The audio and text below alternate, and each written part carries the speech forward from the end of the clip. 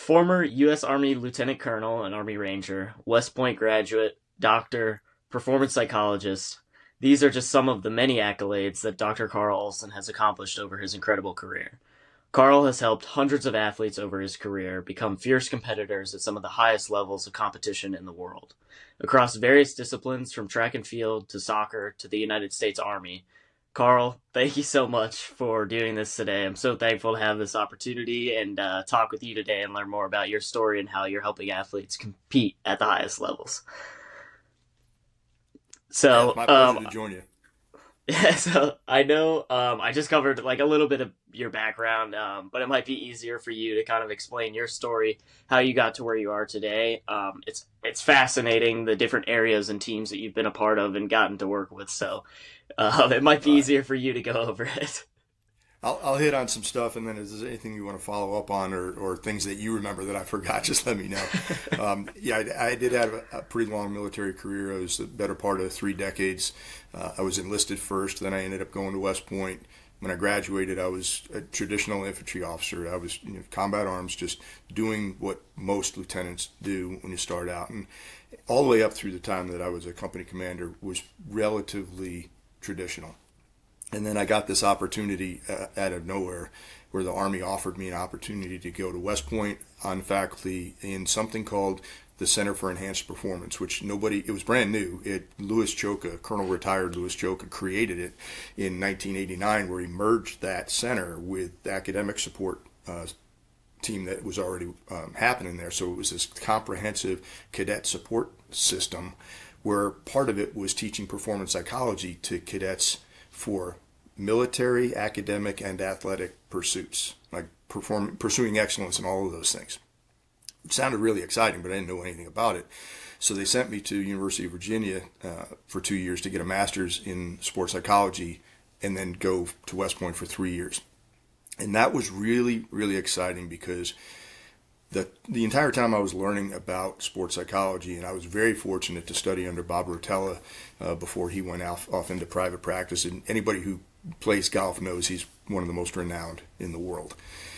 And through all the conversations, we kept talking about performance excellence and humans moving themselves along a continuum of excellence to get to the highest levels under some extreme circumstances. Well, my military experiences and Bob's teaching in the sport world, like they meshed so perfectly. So when I got there to the Center for Enhanced Performance, I'll say CEP from now on, CEP, because the Army's nothing without acronyms and it's easier. But when I got to the CEP, I saw just how serious they were taking this. Cadets have to engage in academic, athletic, and military pursuits their entire 4 years.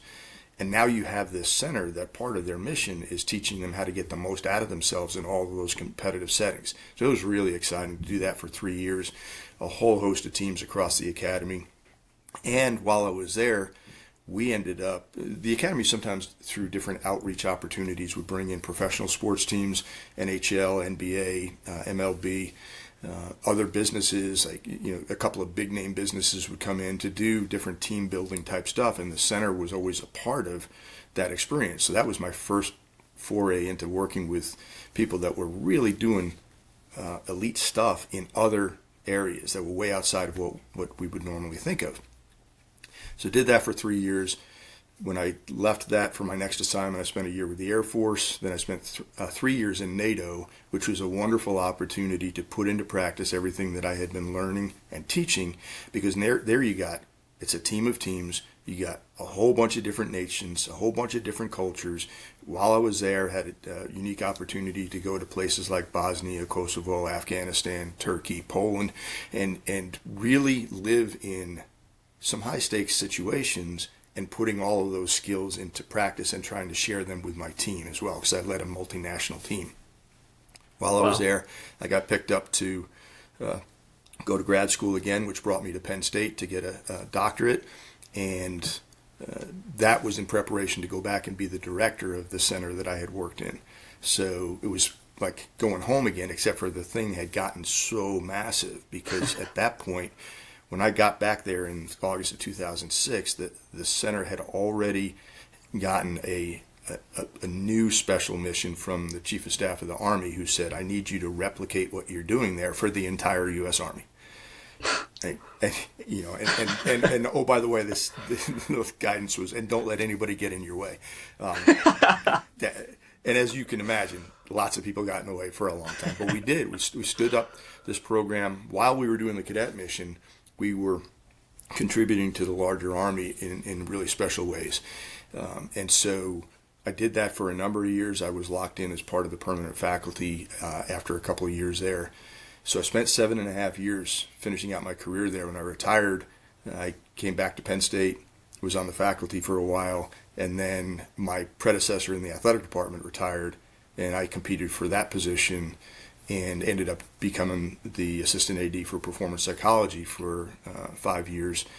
Obviously, that's when we met, but it was really, it's this incredibly fun journey of learning about something you didn't know existed, falling in love with it, bringing it to life for other people, and then bringing all of those lessons learned in each chapter to where we are today. Now I'm largely retired, just doing a little bit of consulting, but continuing to learn and grow with people like yourself. Yeah, that's an amazing story, especially going back and forth between school, going back to the Army, creating things that, you know, are not just at West Point, but across the Army entirely. How did that kind of experience working with such a large group of people and West Point specifically, creating those teams, cultures, building all those foundations, how did that kind of help you at Penn State with the elitist of the elite kind of athletes in a way where it's like, okay, I've done this on the elite side, maybe not specifically athletics, but, you know, performance of the human brain. How did that help you kind of transition into the Penn State experience? You know, I think like every step in this story, it was like there was a hand guiding it. Like the setup could not have been better, because when I stepped into the job at Penn State, you know, my predecessor had been there for 28 years and did phenomenal stuff, but that's a long time, and the athletic department and the university got big around him, and his services didn't get bigger. It's just one guy, right? So Right. I knew that going in. And one of the big challenges there, and so I was by myself for a couple of years. Then we were able to create a second position for a while, which was really helpful. But the biggest thing that I learned when in the Army journey was really a couple of things. One, you got to partner with people. Like you can't do things solo. Two, you've got to be able to influence other leaders, influence coaches, support staff, administrators, athletic trainers, strength coaches, like all these people that have their fingers on the athletic department on a day-to-day basis need to be able to work through them while also supporting the athletes. And then empower those leaders with skills so that they can get the most out of their athletes. A lot of times, and this is not a judgmental statement, this is just what is, a lot of times coaches and leaders coach or lead how they were led. It doesn't automatically mean that they've been exposed to best practices that have scientific backgrounds, and that could be game changers for how do you get the most out of the 21st century student athlete. Right? And there's things that we know that we've studied and published on and so forth that were really helpful. But I'll come back to the biggest thing was scale. Like how do you scale if you've got a 1,000,000-man army and you're a tiny little center out of West Point? Well, you got to work through leaders. So the first thing that I said when I came into the athletic department is, look, the head coach is the most important sports psychologist, in quotes, on the team. That person owns the schedule, they own practice, they own lineups, they own everything in terms of their team. So partner with the coaches first, and then do life together with the coaches in developing the athletes as a partnership. And then be available for the individual mastery type stuff. But it's be in the environment. It's not about, anytime you're in that job, it's not about me. It's about the team. And you put the team at the center of the conversation. But if you're just a guest speaker that wanders in once in a while, you get one result. If you're Right. standing out in the rain, in the snow, and whatever on Jeffrey Field, or in Beaver Stadium, when it's miserable, and you're going through that miserableness with them, and you're there like I had it set up where every Tuesday I was with field hockey. Every Wednesday I was with men's volleyball. You just set up these schedules. Now all of a sudden you're part of the family. So Right. when they need you, they're very open and they're very connected, and it allowed for some very special relationships. Yeah, and those relationships became, something that you've carried along even after being there, and something that has been just tremendous in terms of the success of those teams as well. Being able to support them, I know especially women's soccer and field hockey and volleyball are national level contenders, if not champions, every year. What do you feel like they get out of what you do that maybe other teams that don't use it, or like what would you say the biggest advantage to using something like performance psychology is? I think that's a great question, and I think I would probably answer it differently on a day-to-day basis. The team I was around, but at the end of the day, you've got people that are competing at a high level where they're being judged by the scoreboard, by their opponents, by fans, and so forth. It means a lot to them. And there's an awful lot that's outside of their control. How your opponents practice, how they are coached, what the weather conditions are in something like field hockey or soccer or golf or whatever. There's so many different things that are outside of your control. Sports psychology at its core, for me, this is my interpretation of it, is about self-awareness and self-regulation. How you manage yourself. First, how you know yourself, and then how you manage yourself in your thoughts, behaviors, language, and so forth in these high-stakes situations that matter a lot to you, and somebody else is trying to influence you in a different direction. So if you want to get the most out of an athlete, instead of just leaving it up to the school of hard knocks and lived experiences, how about we leverage the science of sports psychology and teach people practicable skills that allow them to think with intentionality about the language they use, how they breathe, how they refocus, right? How they manage their attention in competitive situations, how they get mental reps, visualization, setting goals, and then the leadership and followership components of working within a team, hopefully in a great culture. Or maybe we see some things that have to be rebuilt in that culture. And teaching athletes about the great value of productive failure and what you can do in a learning situation to continue to grow and evolve as an athlete. I think those are the things that when I look at the teams that were most heavily invested, when I say that, I'm talking to the head coach every couple of days. And the day that I would visit the team every week, I was with the staff in the morning that same day, Right. getting the calls and texts after practice, doing a debrief with the team. The teams that were completely invested in it, they saw that we would like to get the most out of our athletes. And we've always talked about preparing student athletes for a lifetime of impact at Penn State. That's kind of the mantra. Well, that's what we're doing by intentionally imparting these skills that can help them be better. Right. I think a big piece of performance psychology, at least in my personal experience, is exactly what you just said of being intentional about what you're doing.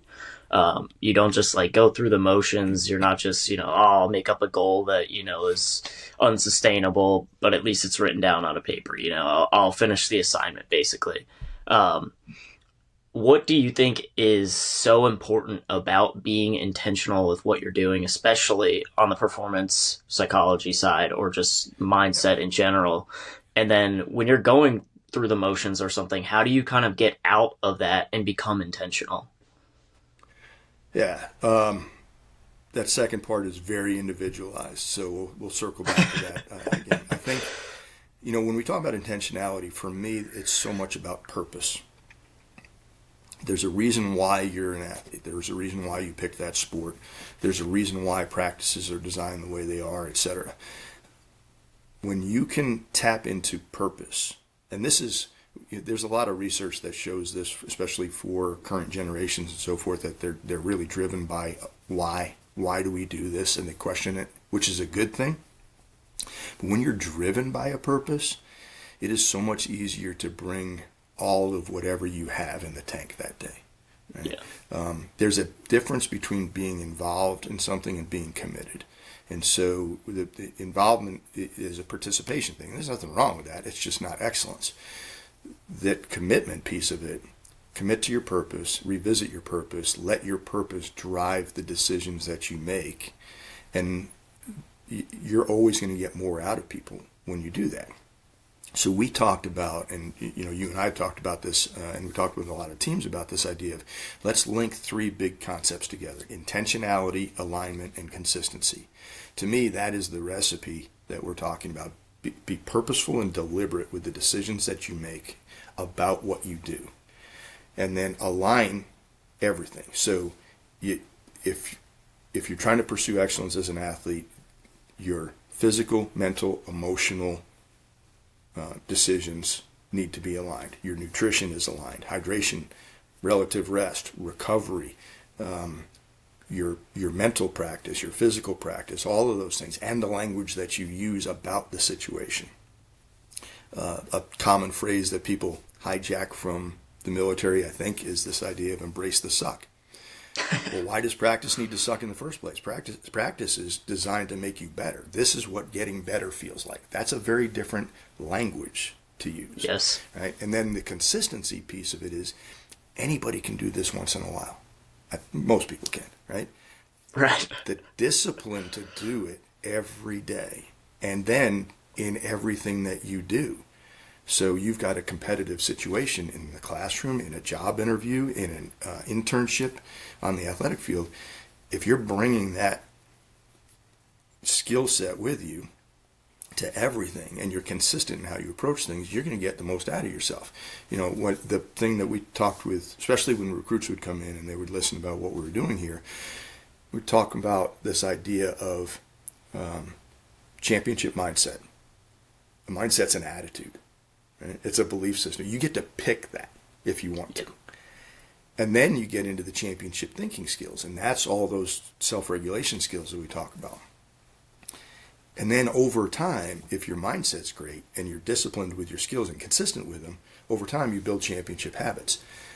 When you get to that point, excellence is who you are and how you take care of business, period. Right? So that's kind of how I see all of that comes together. You asked about the individual side of it in this, and where, like, what happens when you start going through the motions, because it's easy to do, right? And I think at that point, one, having an accountability partner, somebody that you check in with, who can not judge you, but just ask you, like, hey, where are you being really consistent? What's the next thing you can do a little bit more consistently? That is, I think, really crucial in this. And it's one of the reasons why, when you look at some of the teams that you mentioned earlier, those coaches were very intentional about making sure that I stay connected with the team, not because I had some magic, but because me being there was a reminder to them to do the things that we've been talking about. So I think that's another piece of it, not just the accountability part of it, but having reminders, because you get tired, you get distracted. You have, as a student athlete, you have other responsibilities, but having some form of reminder, a poster, a picture, a phrase, something on your phone, anything that reminds you of what you said you're all about. Yeah. Especially, I know you worked with a lot of teams, you worked with a lot of individuals as well. And going off of what you were just talking about with having a reminder, having a culture basically built in to remind you or check in with you, like, hey, are you still being consistent? Are you showing up with the right attitude to practice and things like that? Sometimes that's, I just want to talk about track and field specifically for one question, but sometimes in an individual sport like track and field or golf, or even tennis, where you may not see your team for, a week at a time or an entire summer. When you get on that individual side, those reminders start to go away if you're not careful about what you're doing, or if you're not consistently doing what you're doing. Yeah. And so in that realm of being on the individual side, it's very easy, like you said, to kind of go back from, maybe it's you ended school in May and it starts to become June, your training's going well, so you start to relax on the practices that you were doing. And then by the end of the summer, your thought process becomes more, in the middle rather than being positive phrases to yourself. when you're talking about like self-regulating your talk, your own language to yourself, in an individual sport like track and field, how do you consistently regulate that to be positive? Because it's a lot easier said than done to just, show up and be like, "Hey, I'm doing well," but you might really not be doing well. It's just easy to say that. So when you're intentional about things and when you're doing it consistently, sometimes it's still easy to get off of that track. But how do you kind of stay on that in an individual sport? Yeah, so, that is really complex because some individuals are so in love with this idea of reflection and continual growth and get 1% better that it's relatively easy for them. Others, it's not comfortable. Like pursuing excellence isn't comfortable. So you get to this point where it's like I need to enjoy the fact that I'm not comfortable. Right.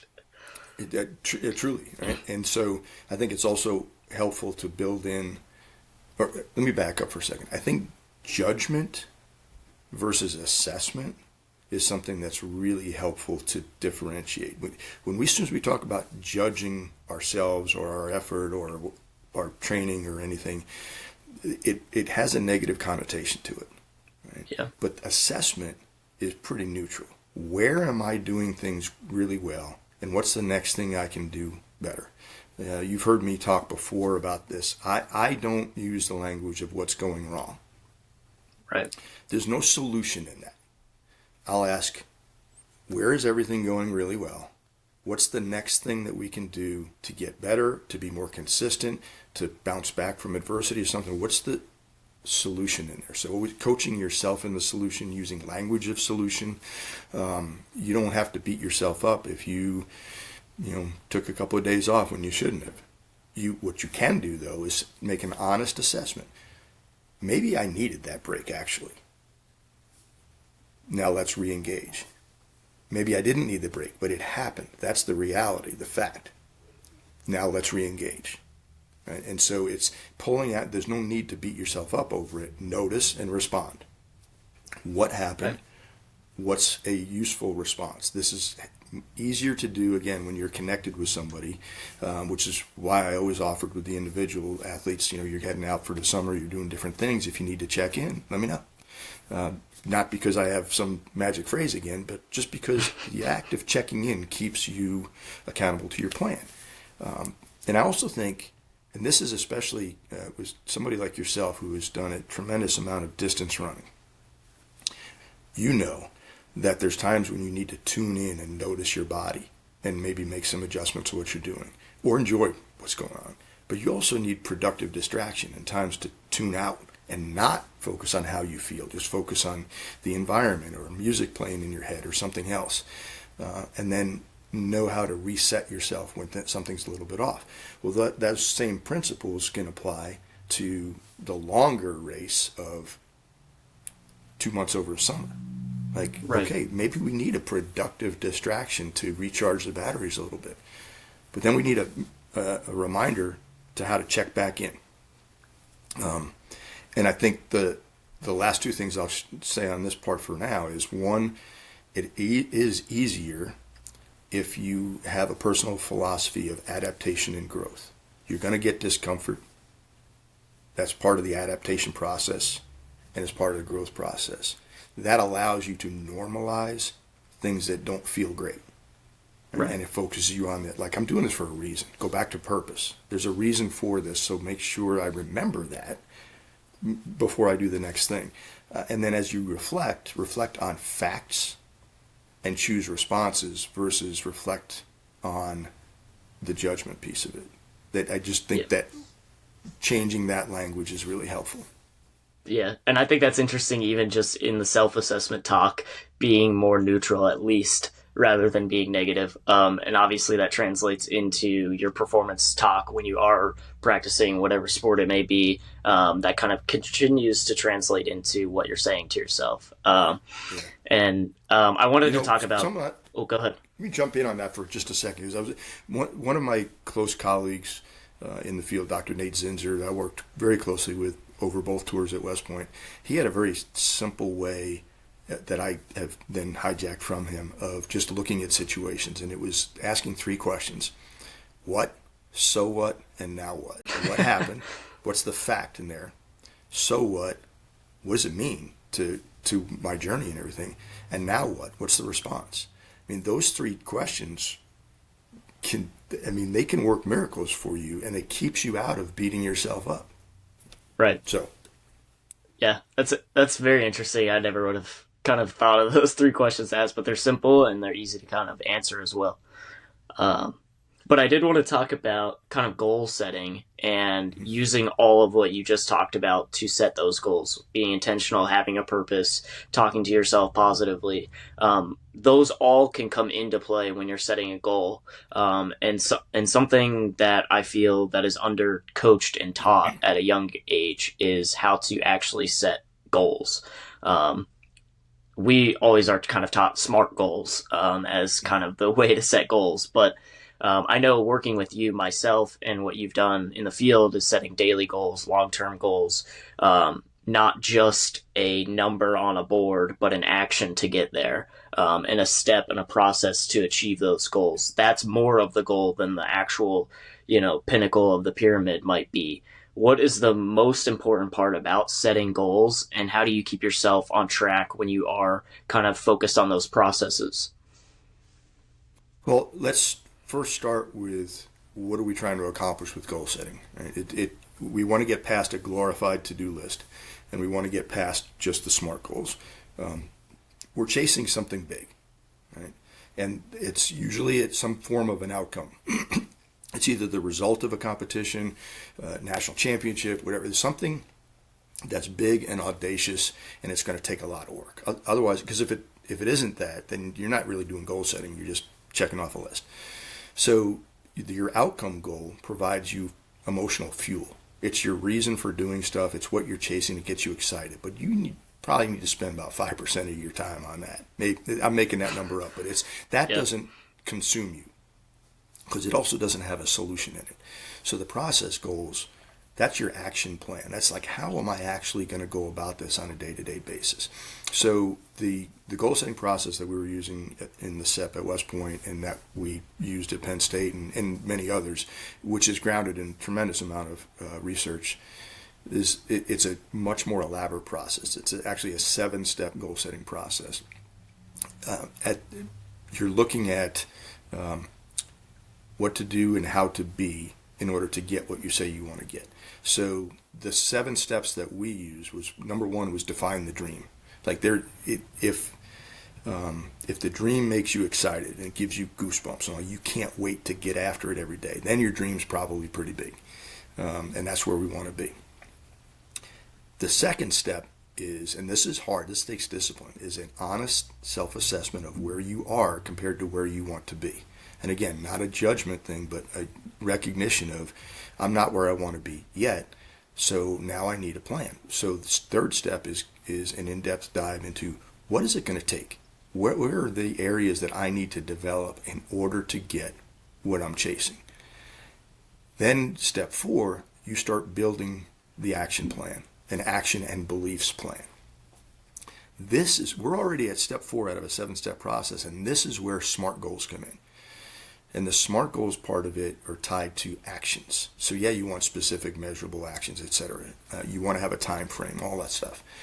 But you also want, we talk about the power of language. You want powerful self-talk that's connected in this process. How you speak to yourself about what you're chasing matters. So keeping that first person, present tense, powerful, positive, speaking things into existence, not just saying I'm the greatest. That's helpful. At what? Right? And so you want this very specific plan or action step that's tied to that. So, and then I'll revisit this in just a second, but you get into step 5, we start breaking into short-term goals and the daily to-do list. So you have this very practical thing that you're going to engage in every day while remembering to speak to yourself in a way that helps get the most out of yourself. Then in step 6, is the commitment phase. You got to Surround yourself with people that are going to, like, you don't share your goals with people that aren't going to believe in it. Right. Right? And you want positive influences around you. You want your reminders. You want to be able to trip over your goals, so to speak. Visual reminders, verbal reminders, etc. These are enablers. These are things that are going to help you stay committed. And then in step 7, it's a monitoring process. You're going to learn stuff as you're chasing goals. You may have to revisit your plan and tweak it. You're going to want to know, where is this going well? Where can I get a little bit better, more consistent? Or what did I just learn? Or I have an injury. That's a setback on a goal setting process. Now I need to integrate a new component to the process. I don't give up.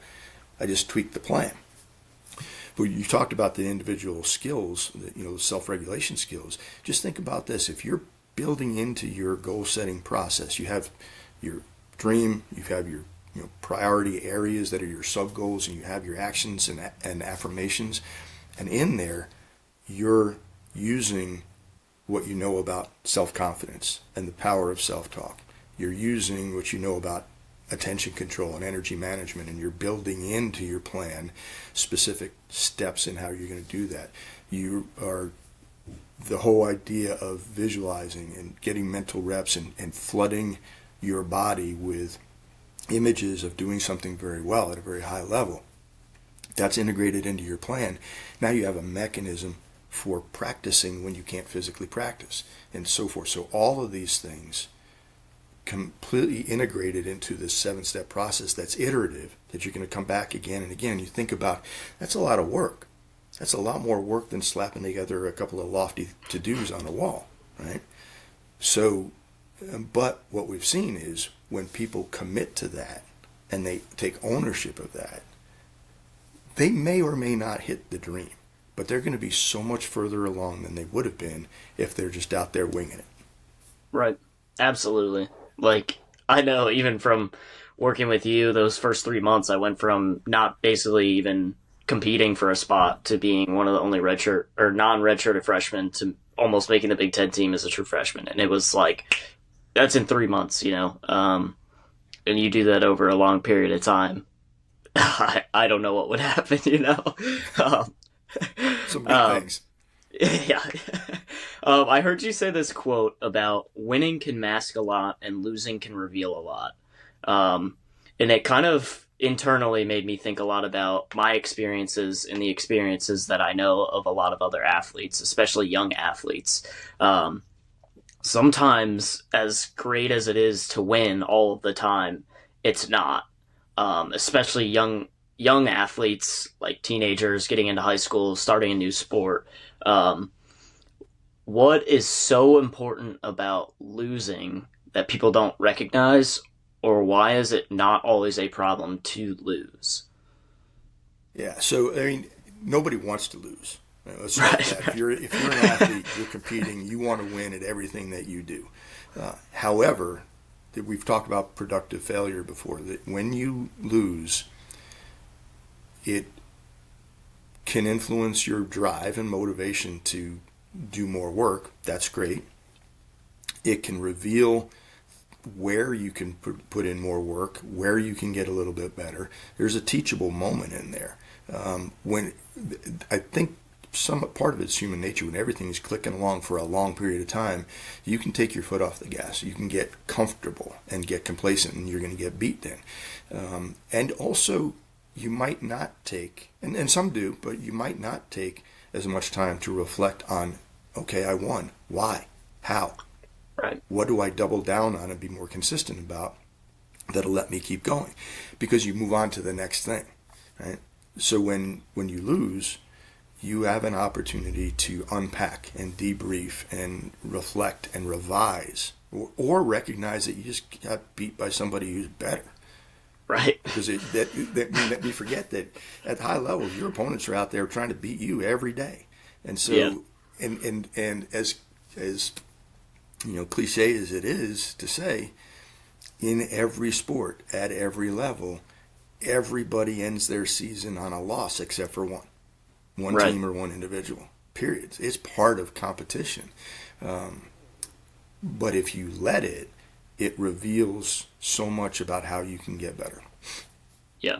And I know part of that was in that answer that you were talking about, that quote specifically, you were talking about how to construct feedback from a coach's perspective to somebody that is losing, or is maybe not where they need to be or want to be.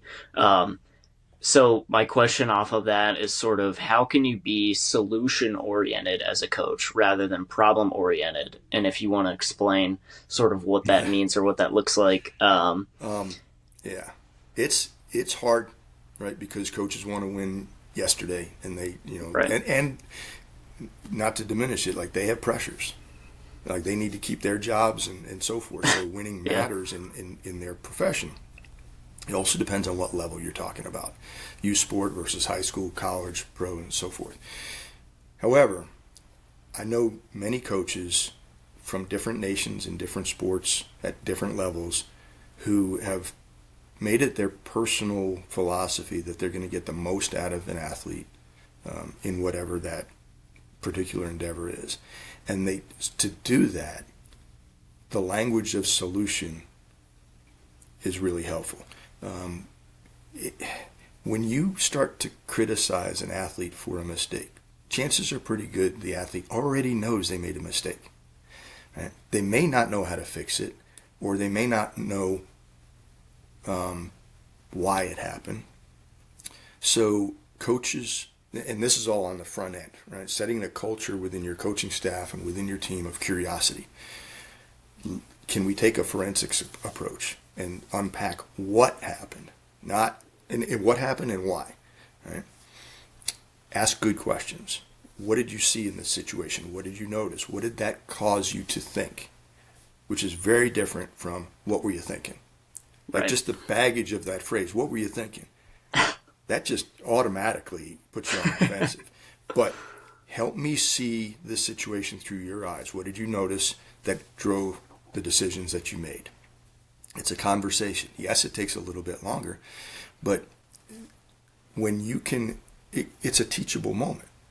Right? When you can show somebody how to go through the reflection process and identify what went wrong and where can they fix it with a solution, you're going to get so much more than just yelling at somebody because they made a mistake. Like they already know it. That's not helpful. And also, and again, depending on the level and so forth, but giving athletes space to figure some stuff out.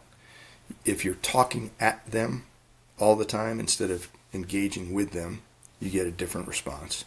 Right. If you give them space, because you figure once you get to, especially at the college level, it's not like you don't know how to do your sport. You don't know anything about it. You've been in it for a long time.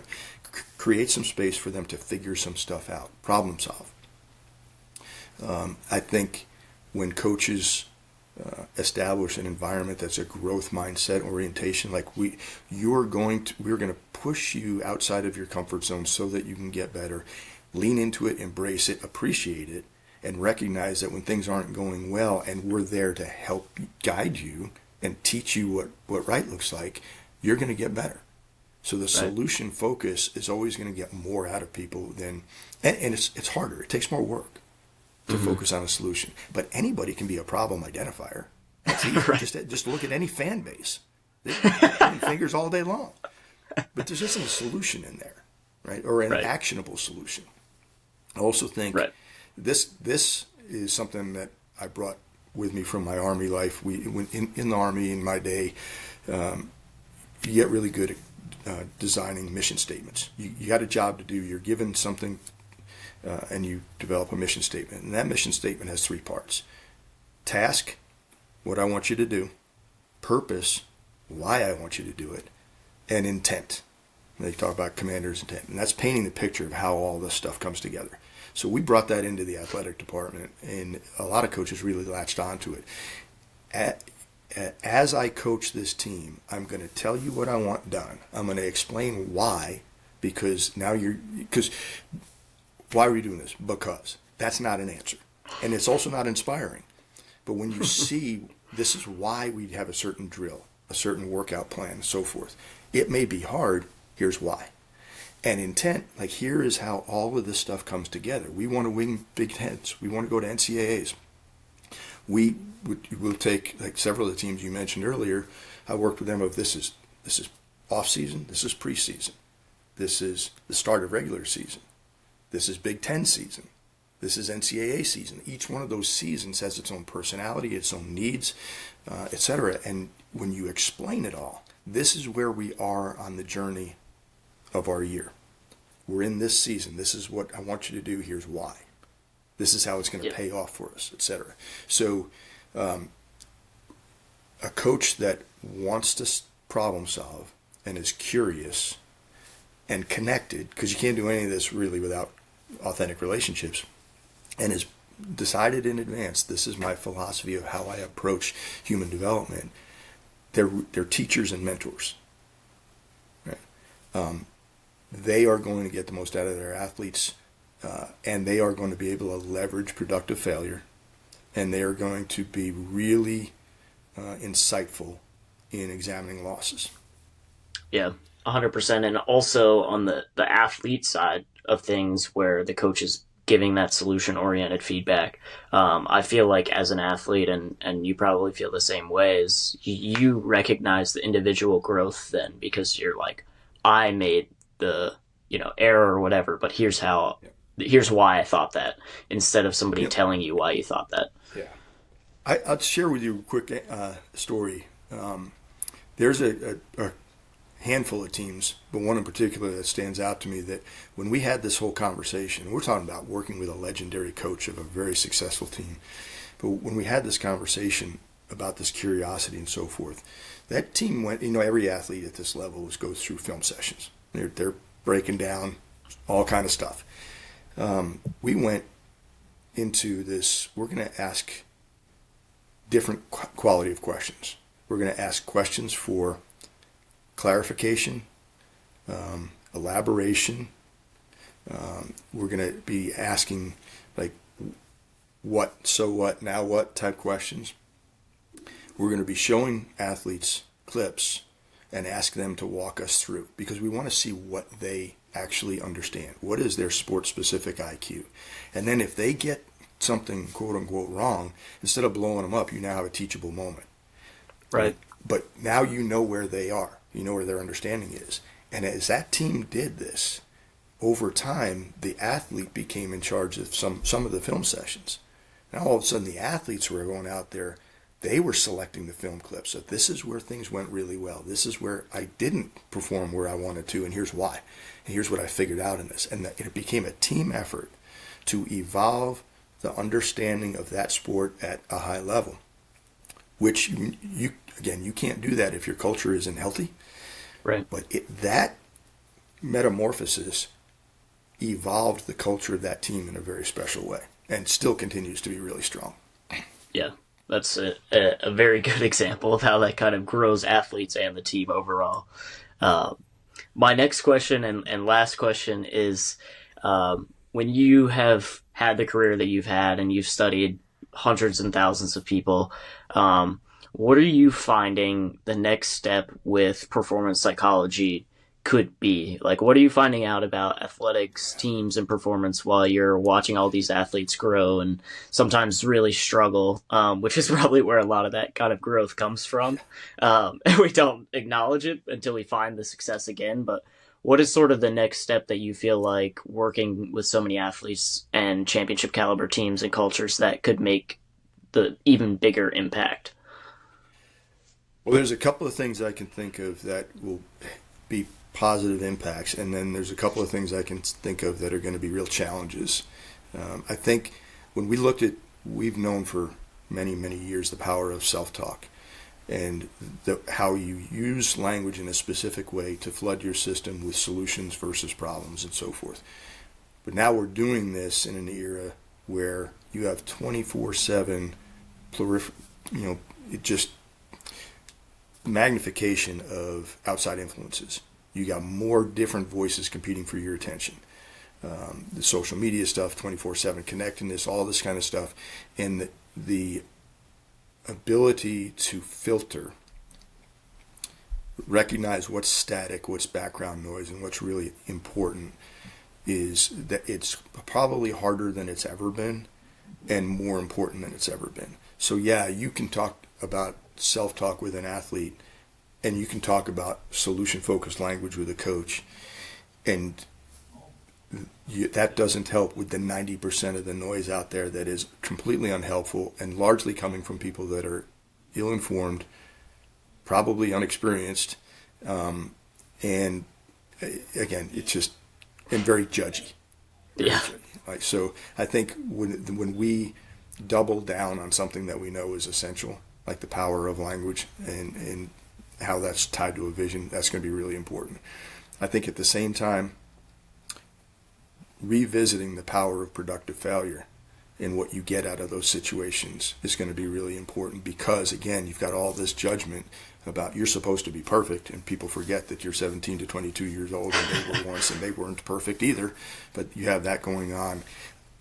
A lot of times in the productive failure, there isn't enough attention paid to this is a learning process and it's an adaptation and growth process. I mean, that's how we have evolved as human beings. That's, you think about how you build an immune system over time. Right. You get exposed to something, the body adapts, and all of a sudden things that used to be a threat aren't as much of a threat. If you want to get stronger, you stress the muscle. The muscle adapts. It hurts while it's adapting, but now it's stronger. So integrating those concepts. But I think where I would love to see some of the research going, and I know that there are some people that are doing this now. I'm not part of this line of research, but I think it's going to be essential, is the unintended consequences of the transfer portal and NIL. NIL out there is changing in many ways athletes into being independent contractors. Right. But you're talking in an intercollegiate setting where you're more than just an athlete, but now that's my prime identity, and now it's also lucrative for some. Right.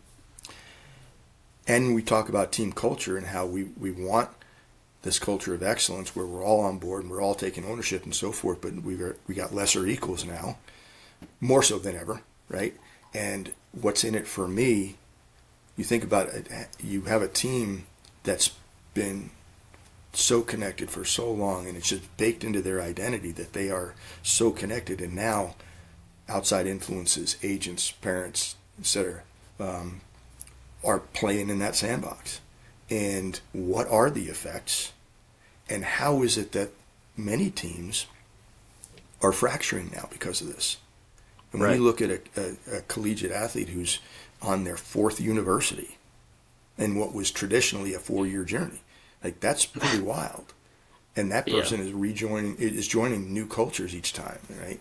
And so what are the effects of that? And how is it that there are some teams that almost seem immune to it? Like, they still have an occasional transfer, and they still have some folks that have pretty decent NIL deals, and somehow that culture is still rock solid.